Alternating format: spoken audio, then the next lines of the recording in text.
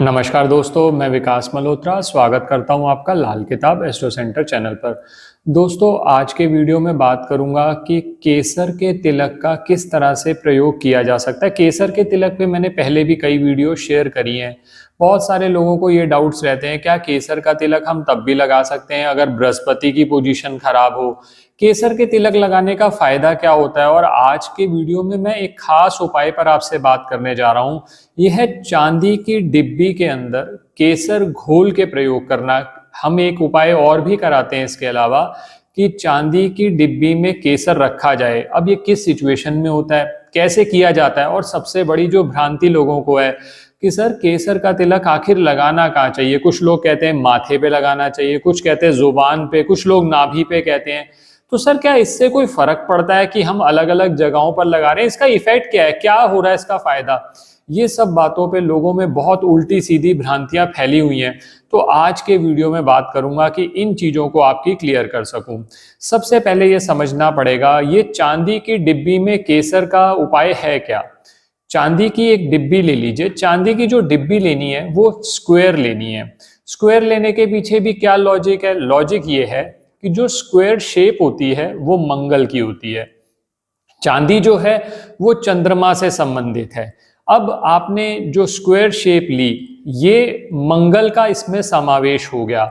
अब इसके अंदर आप दो रास्ते हैं आपके पास। या तो केसर के स्ट्रीक्स आते हैं, वो स्ट्रीक्स आप ले लीजिए। स्ट्रीक्स यानी जिस तरह से रेशे होते हैं वो रेशे आते हैं, आप उसको उसके अंदर घोल लीजिए, दूध का प्रयोग करके या पानी का प्रयोग करके। दूध जब भी प्रयोग करें कोशिश करें कच्चा दूध प्रयोग करें। पहली बात तो ये हो गई। दूसरी बात, केसर का पाउडर भी बना हुआ आता है, तो आप चाहें तो उसका भी इस्तेमाल कर सकते हैं। अच्छे से घोल लीजिए और उसको फिर आपने अप्लाई करना है। कैसे कैसे अप्लाई करना है वो मैं सारी आपसे आगे बात करूंगा कि किस तरह से अलग अलग खाने को आप एक्टिवेट करते हैं। मैं पहले ये समझ लीजिए कि जो ये केसर है ये बृहस्पति से संबंधित है, और जो चांदी की डिब्बी हो गई ये चंद्रमा हो गई। चंद्रमा और बृहस्पति जब दोनों मिलेंगे तो गज केसरी योग का भी निर्माण होता है। और जहां पर भी आपका बृहस्पति खराब हो रहा है वहां आपने सपोर्ट दे दी चंद्रमा की। अब चंद्रमा की सपोर्ट मिल गई, साथ में आपने, क्योंकि चांदी की डिब्बी जो ली थी वो स्क्वायर ली थी, चौरस ली थी, तो अब मंगल की सपोर्ट भी आ गई। तो मंगल, बृहस्पति और चंद्रमा तीनों मिलकर आपकी एनर्जी को बढ़ाते हैं। अब सवाल सबसे पहला ये उठता है लोगों को कि सर मेरा बृहस्पति तो बहुत खराब है। हाउस देखने की बात करी जाए, खाना नंबर 1 से 12 तक देखा जाए तो बृहस्पति कहीं भी हो एक्सेप्ट खाना नंबर 10। खाना नंबर 10 क्यों? खाना नंबर 10 में जब भी बृहस्पति होता है तो हम बृहस्पति की ऊर्जा को ऐसे ही नहीं बढ़ाते। रीजन ये है कि अगर आप खाना नंबर 10 में बृहस्पति की ऊर्जा को बहुत बढ़ा देंगे, बृहस्पति जो है खाना नंबर 10 में नीच का माना जाता है। अब आपने क्या किया, आपने उसकी ऊर्जा को बढ़ा दिया, तो आप देखेंगे कि जो पब्लिक वेलफेयर का कोई काम करेंगे या पब्लिक से संबंधित कोई काम करेंगे तो नेकी के बदले बदी मिलेगी। बृहस्पति खाना 10 में जब भी होता है तो लाल किताब कहती है कि ऐसे में शनि की चुस्ती चालाकी से किया जाए। इंसान अपने काम से काम रखे, शनि की चुस्ती चालाकी, अपने मतलब से मतलब रखे। ये नहीं है कि आप किसी की हेल्प ना करें, लेकिन जब बढ़ बढ़ के आप लोगों की भलाई करेंगे तो आपको कहीं ना कहीं नुकसान होगा। तो ऐसी स्थिति में मान लीजिए आप कहते हैं मेरा खाना नंबर 10 में बृहस्पति है, क्या मुझे केसर का तिलक लगाना चाहिए? अवॉइड करना चाहिए। अनलेस एंड अनटिल आप किसी ज्योतिषाचार्य को अपनी पत्री दिखा दें, वो आपको रिकमेंड कर दें तो बात अलग है। इन जनरल आप अवॉइड करें। बाकी खाना नंबर 1 से लेकर 12 तक, खाना नंबर 10 के अलावा आप इन जनरल आप केसर का तिलक लगा सकते हैं। और अगर आप स्पेसिफिक पूछ के लगाएंगे तो और ज्यादा अच्छा रहेगा। अब किन किन स्थानों पे लगाना है वो अभी मैं आगे बात करूंगा आपसे।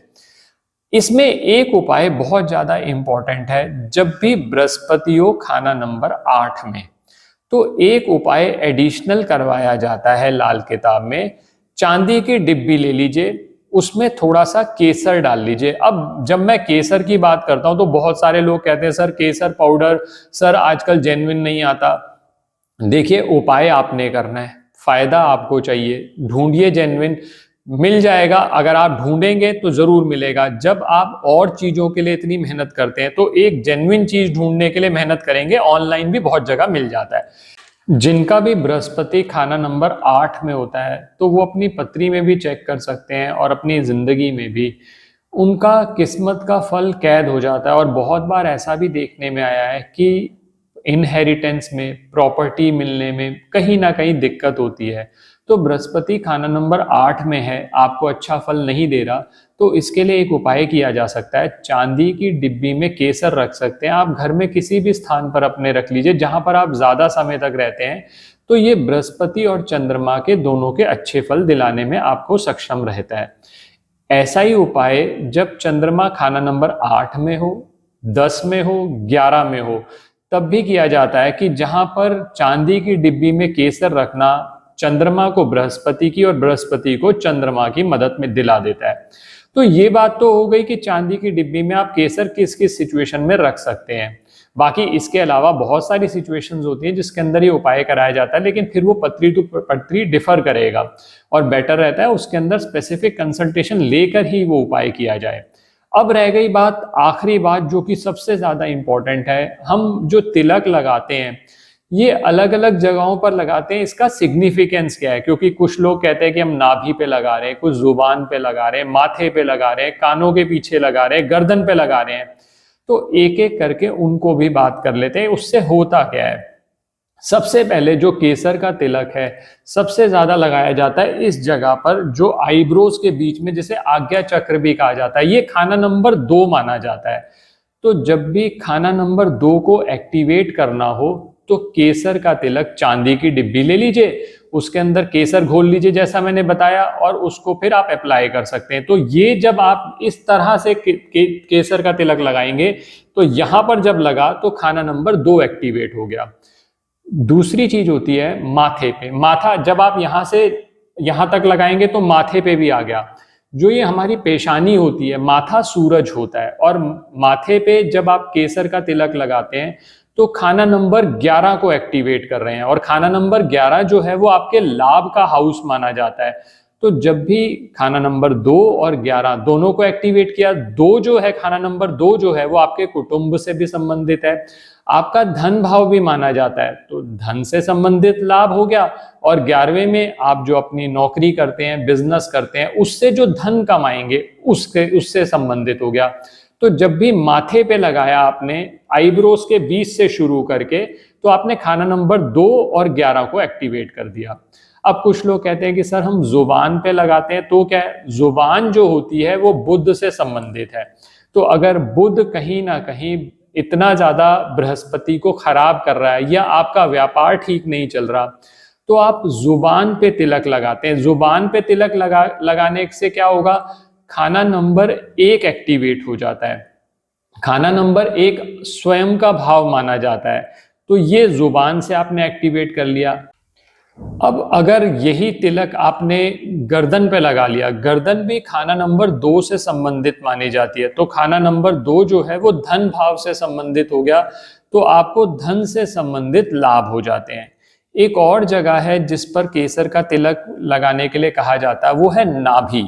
नाभि खाना नंबर 4 से संबंधित है। नाभि वैसे भी शरीर का सेंटर मानी जाती है, और अगर मान लीजिए आपको डाइजेशन से संबंधित बहुत समस्याएं रहती हैं, या डाइजेशन आपका बहुत वीक है, या आपको और पेट से संबंधित समस्याएं रहती हैं, तो भी नाभि पे लगाया जाता है। और मैंने पहले भी बता दिया कि जब आप चांदी की जो डिब्बी ले रहे हैं वो स्क्वायर ले लेंगे जो कि मंगल के आकार की है, तो मंगल की भी सपोर्ट है। तो मंगल की जो ऊर्जा होती है, मंगल की जो अग्नि होती है, वो डाइजेशन में हेल्प करती है।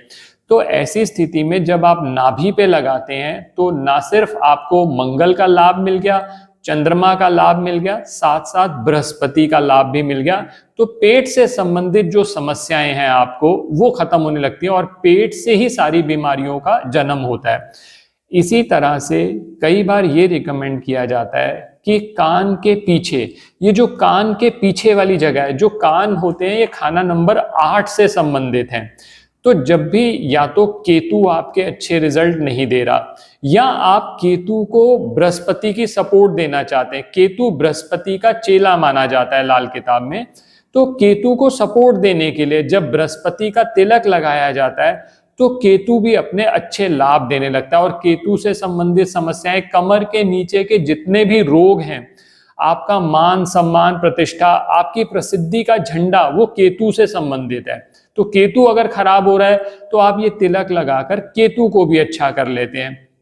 तो आपने देखा कि एक तिलक लगाने से आपको कई लाभ हो जाते हैं, कई आप हाउसेज एक्टिवेट कर लेते हैं। अब कौन सा स्पेसिफिक हाउस आपने एक्टिवेट करना है वो आप देख सकते हैं। अगर आपको नॉलेज है तो बहुत अच्छी बात है, नहीं तो इसके लिए परामर्श लेकर आप उस जगह पर लगाएंगे तो बृहस्पति चंद्रमा का दोनों लाभ आपको मिल जाते हैं। आशा करता हूं दोस्तों वीडियो पसंद आया होगा। अगर वीडियो पसंद आया है तो लाइक करें, बाकी लोगों के साथ भी शेयर करें। चैनल पे नए हैं, अब तक सब्सक्राइब नहीं किया तो बेल बटन को पुश करके सब्सक्राइब कर दीजिए और शेयर जरूर करिएगा। कोशिश करेंगे और विषयों पर भी आपसे इसी तरह से जानकारी साझा करते रहें। किसी भी तरह के ज्योतिषीय परामर्श के लिए हमारी वेबसाइट्स पर विजिट करके अपॉइंटमेंट बुक कर सकते हैं, जिनका लिंक डिस्क्रिप्शन बॉक्स में दिया हुआ है। धन्यवाद दोस्तों।